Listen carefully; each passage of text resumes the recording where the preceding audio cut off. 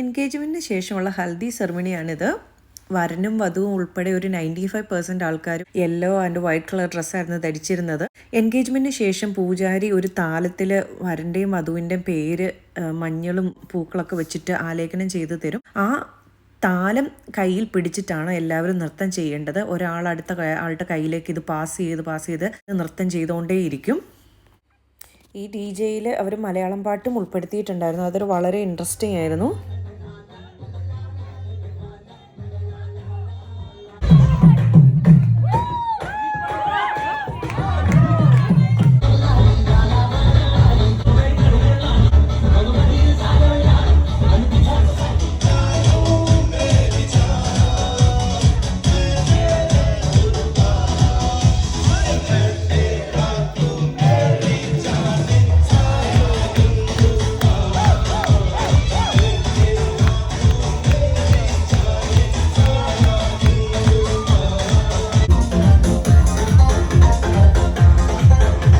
DJ continue ചെയ്തുകൊണ്ടിരുന്നു. At the same time സ്റ്റേജിൽ ബാക്കിയുള്ള റിച്വൽസും നടക്കുകയായിരുന്നു.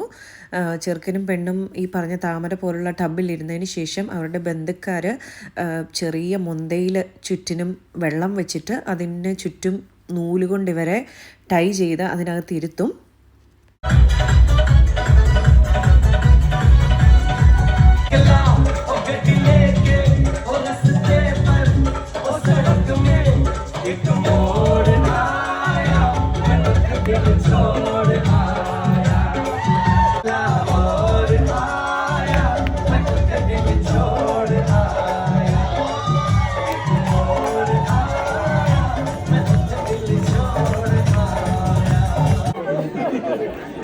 പിന്നീട് ഹൽദി സെറിമണിയുടെ ഏറ്റവും മെയിൻ പാട്ടായിരുന്നു.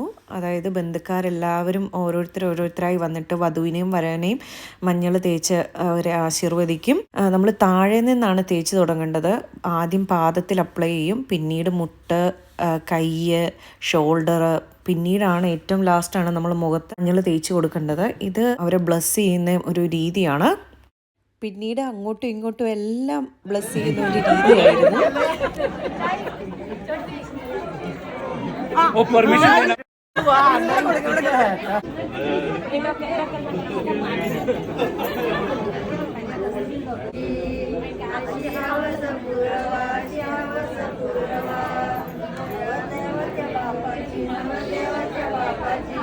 ഇതിനുശേഷം ഒരു സീക്രട്ട് സ്ട്രിങ് ചെറുക്കൻ്റെയും പെണ്ണിൻ്റെയും നെറ്റിയിൽ ബന്ധുക്കാരെല്ലാവരും കൂടി അണിയിച്ചു കൊടുക്കും. അവരെ പിന്നീടുള്ള വെഡ്ഡിങ്ങിന് വേണ്ടി അവരെ ഒരു തയ്യാറാക്കുന്ന ഒരു രീതിയാണിത്.